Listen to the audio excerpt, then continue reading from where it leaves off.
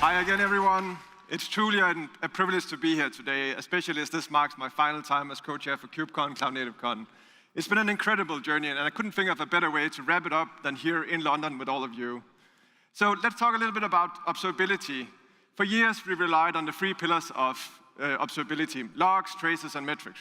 But here's the thing, we don't have a metrics problem or tracing problem, we have a systems problem. And yet many of us still treat these as separate entities. We have one browser tabs for logs, one for metrics, and then a third one for tracing. And we're relying on humans to correlate signals together. It's inefficient, it's error-prone, and it's not how modern observability should work. So many teams settle for a good enough approach, and observability is often an afterthought, but it shouldn't be. And this fragmentation leads to multiple challenges. We have many different systems rely on complex query languages, making it difficult to unify insights.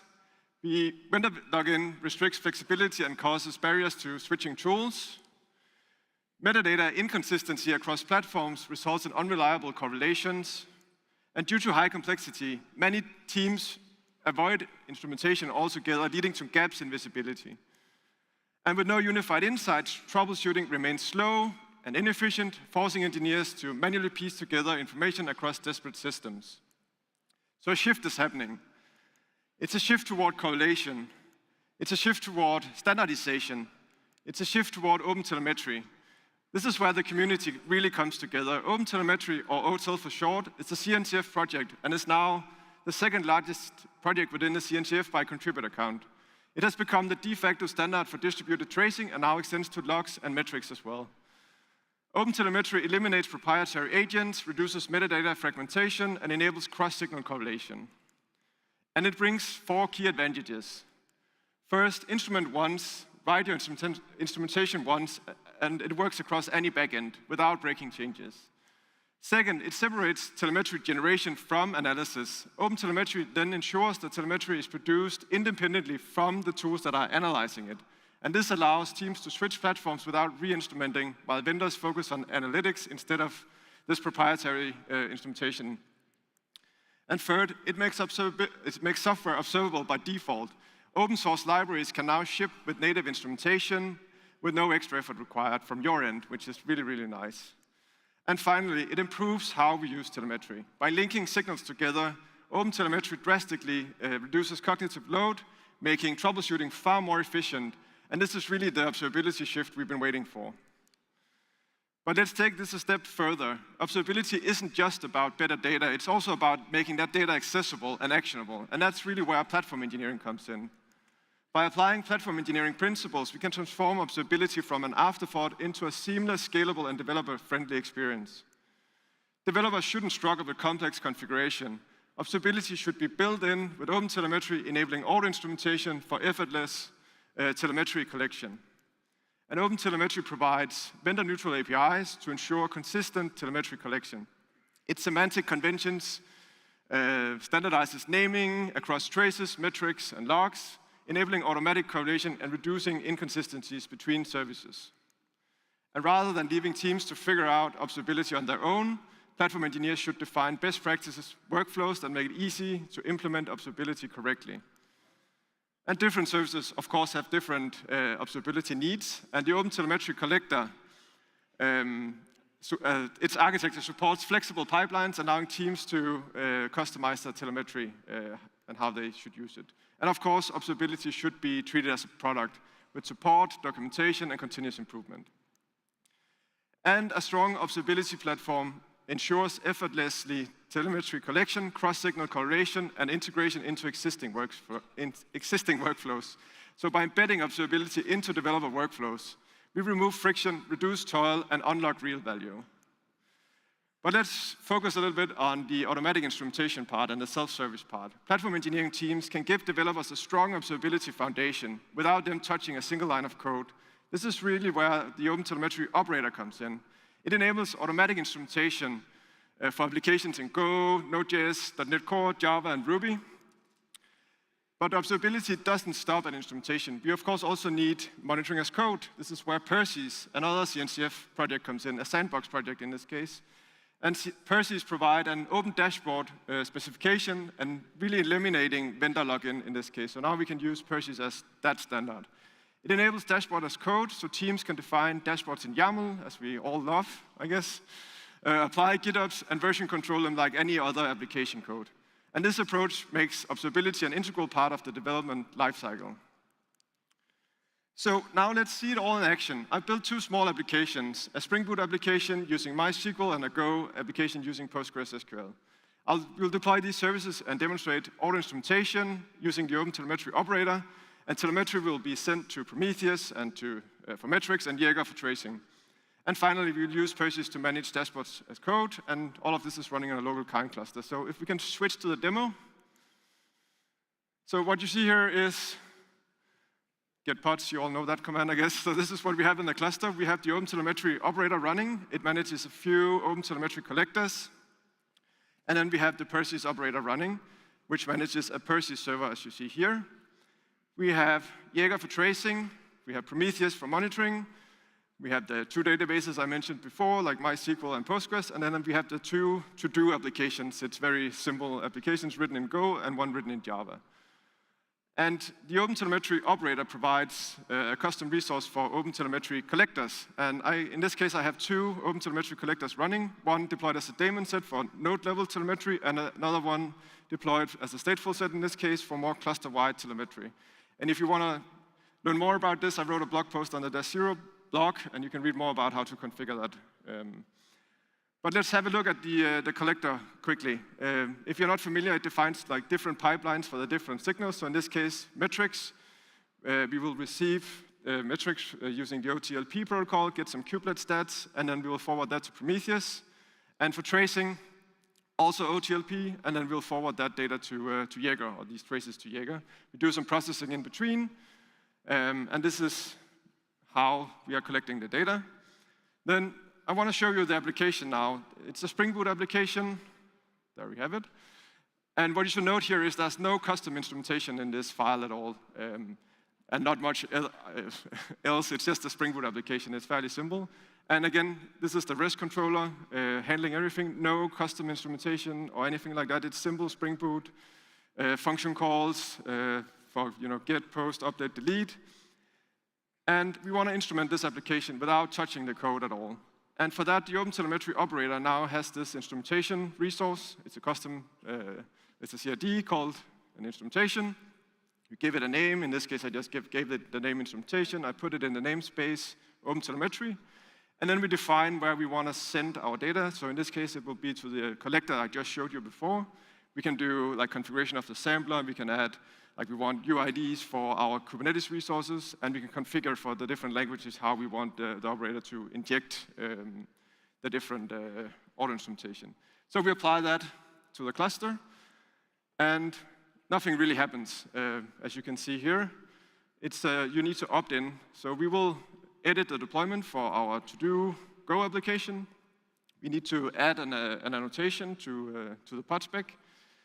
And we do that right here. As you can note, I cheated a little bit. I put in a line and another annotation, which is necessary for the Go auto instrumentation. It utilizes eBPF underneath, and you need to specify where the binary is. In this case, it's called to-do at the root.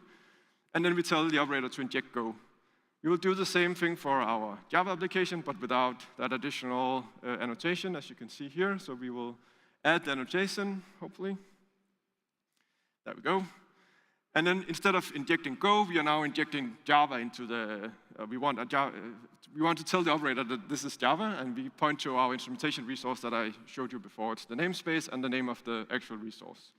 And now we can see a few things is happening to our applications. So let's just have a deeper dive into what it actually did for our Java application. It added a few environment variables, as you can see, on what is the service name. But the thing you need to note here is the Java tool option. It adds this additional Java agent that is really handling all the instrumentation for you. And that comes in through an init container, as you can see up here at the top. And that is really what is handling all the auto instrumentation. And for the Go one, as you can note that there's a sidecar here, which is the eBPF sidecar. I also wrote a blog post about this a month ago. You can read more about that on the -0 blog as well if you're interested. So let's try and put in some requests, see it all in action. So I will just port forward this into my local machine, and I will do a few requests to the actual service. And it's a to-do application, so I guess we need to buy some hotel swag, so maybe a t-shirt. So we'll just put in a few to-dos there.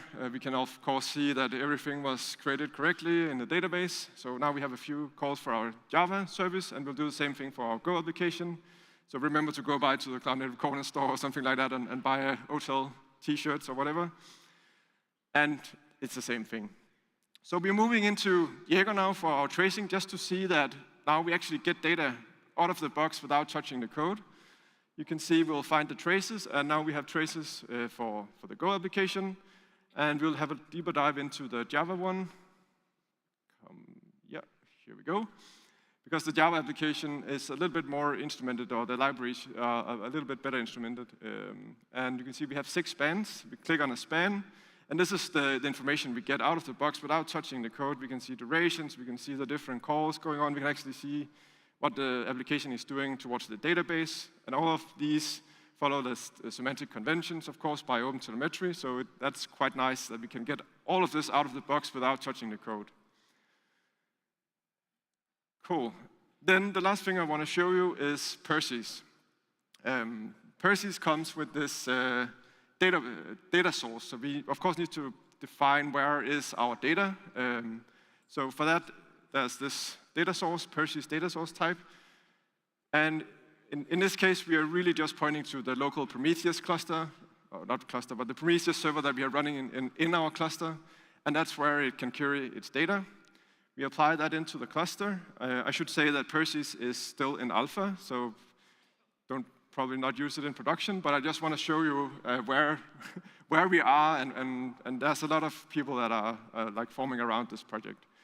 So the database, or the data source was created. It's a Prometheus data source. Everything seems to work pretty well.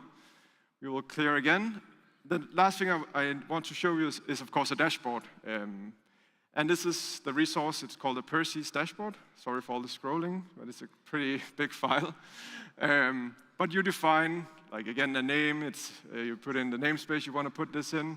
And then you define your different panels and the time series charts, the queries you want to do. And then you can lay it all out in a grid. Again, there's a lot of scrolling. The grid comes here. And I'm really bad at scrolling, apparently. So we lay out the different panels and we define the grid, and that's really how you build a dashboard in Perseus. Apply that to the cluster, and you will see a dashboard in the Perseus server in a second. We'll go and refresh, and then we have metrics, which is awesome. And a lot of vendors are now also conforming on this as a standard for how they're doing their dashboarding. So if we can go back to the slides. So what did we just see? We used OpenTelemetry operator to instrument Java and Go applications without modifying the code. This allowed us to capture traces and metrics. We saw how auto-instrumentation makes observability frictionless, enabling teams to gain insights into their applications without any additional effort. We also deployed Perseus dashboards as code, showcasing how observability can be managed by GitOps, or using GitOps principles. And by treating dashboards and monitoring configurations as code, we ensure consistency, version control, and easy integration with existing workflows. So this demo highlighted that observability doesn't have to be complex or require massive engineering effort. It can be built into the platform, making it accessible for every team. So observability is evolving, and it is evolving quite fast these days. OpenTelemetry is standardizing telemetry collection, so the days of fragmented data are numbered. There we go. Perseus is standardizing dashboarding, and by applying platform engineering principles, we can transform observability from an afterthought into a seamless, scalable, and developer-friendly experience. And again, observability is a systems problem, not a tracing, logging, or metrics problem. And when we connect signals together, we empower developers to solve problems faster. Here's a few resources before we wrap up. I really encourage you to go and visit the OpenTelemetry Observatory booth at S400. I really enjoyed the OpenTelemetry course and the certification. It's a really good way to learn about these technologies, and of course, there's some great books on this as well. And thank you all for your time. If you want to check this out, you can scan this, or you can go into the GitHub repo and try it out yourself. It should be fairly easy to get started.